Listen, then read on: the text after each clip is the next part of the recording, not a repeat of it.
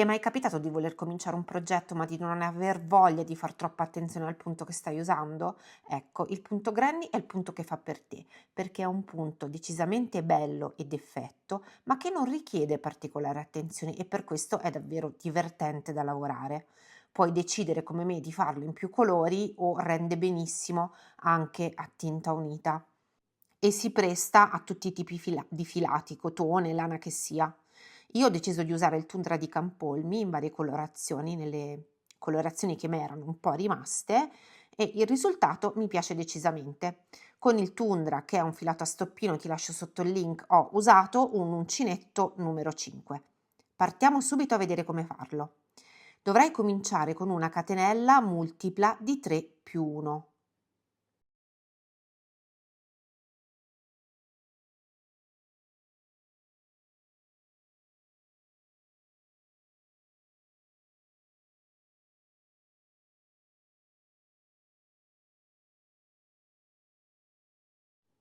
Terminata la catenella andremo a lavorare una maglia alta nel quarto punto, quindi carico, entro, carico di nuovo, porto fuori, ho 3 asole sull'uncinetto, carico, chiudo di 2, carico, chiudo di 2. Le prime 3 catenelle valgono come prima maglia, quindi avrò fatto 2 maglie alte, salto 2 punti e comincio di nuovo a fare maglie alte nel terzo punto. Ne farò 3 di maglie alte, tutte e 3 all'interno dello stesso punto. 2 e 3. E di nuovo salto 2 catenelle e nella terza ricomincio con 3 maglie alte all'interno della stessa catenella. 1, 2 e 3 e continuo semplicemente così fino alla fine. L'unica accortezza che dovrò avere quando faccio questo punto è di fare attenzione al modo in cui ho cominciato il mio giro. In questo caso noi abbiamo cominciato con 3 catenelle che valgono come primo punto e con una maglia alta, quindi di fatto con 2 maglie alte. Quindi dovremmo terminare con 2 maglie alte.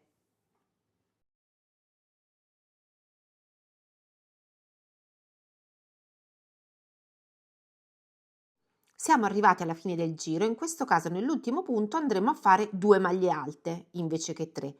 Perché? Perché all'inizio avevamo 3 catenelle e una maglia alta, quindi 2 maglie alte anche all'inizio e concludiamo nello stesso modo con 2 maglie alte. Una.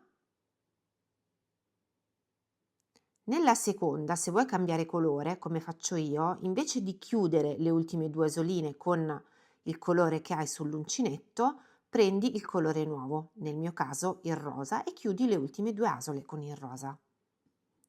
Mi alzo quindi di 3 catenelle, giro il lavoro e ora vado a lavorare direttamente nell'apertura che si è formata nel giro precedente e andrò a fare le mie 3 maglie alte all'interno di queste aperture.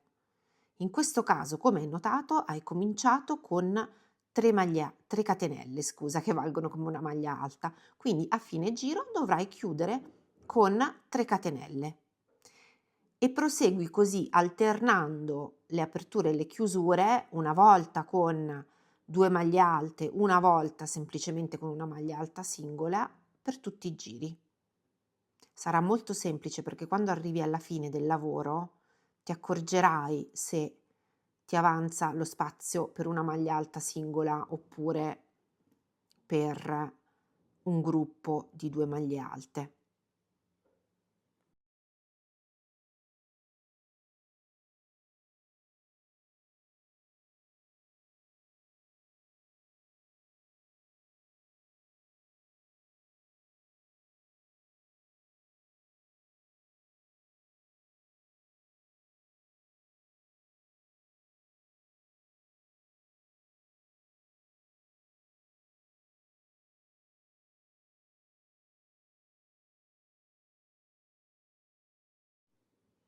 Terminato il giro andrò a chiuderlo con una maglia alta singola perché avevo cominciato con 3 catenelle che valgono come primo punto, quindi come una maglia alta singola.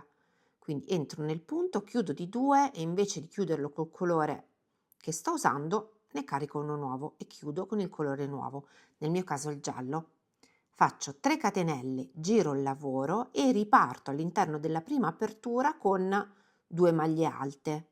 Perché? Perché così avremo di nuovo un blocco da 3 maglie alte, visto che le prime 3 catenelle valgono come primo punto, e continuo come prima all'interno delle mie aperture e concludendo a questo punto come avrete sicuramente risposto tutti con 2 maglie alte alla fine.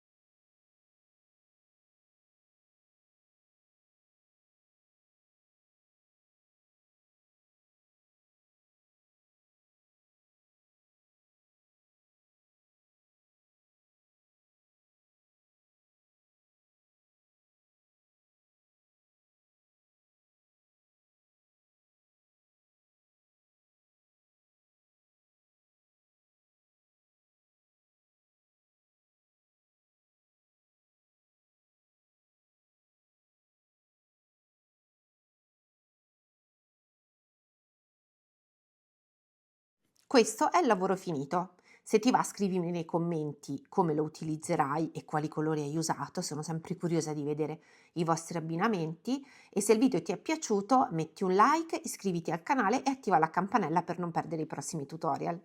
Ciao!